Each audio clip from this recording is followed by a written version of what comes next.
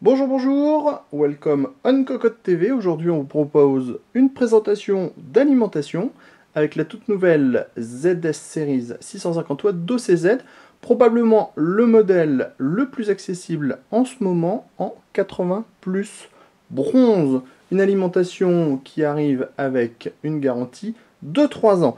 La boîte est classique, du noir, du bleu. On a quelques spécifications.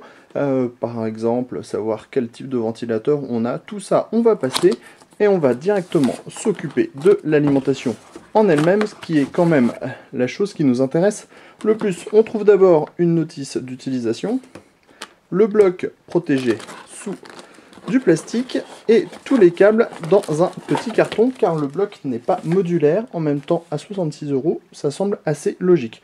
On a un cordon pour relier l'alimentation au secteur. Alors, on sort le bloc du petit carton. On n'oublie pas de vous parler de la petite visserie qui vous permettra d'attacher votre alimentation à votre boîtier. Alors maintenant, tout le but est de défaire le scotch, hein, vous le savez, comme d'habitude, de ne pas faire trop de bruit pendant qu'on défait tout ça, parce que le bruit du plastique qui se déchire, c'est pas toujours ce qu'il y a de plus agréable.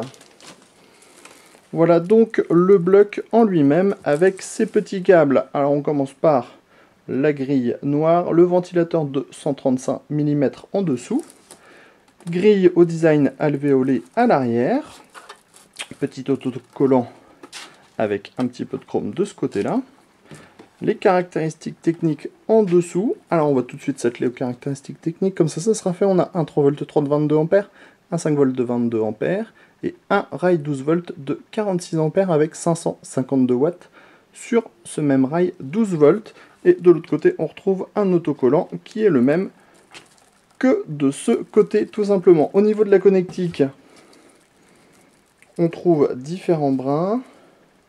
Alors on enlève le petit collier pour pouvoir vous détailler tout ça.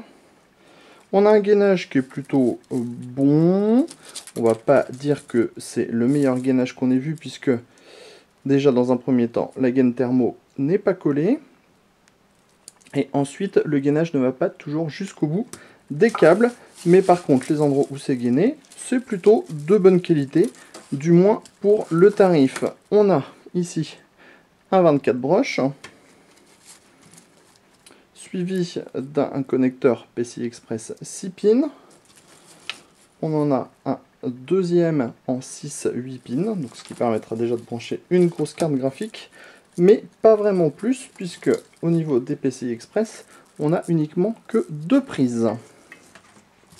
Viennent ensuite toutes les prises pour le 8 pins CPU, qui fera aussi office de 4 pins si vous n'avez pas de connecteur.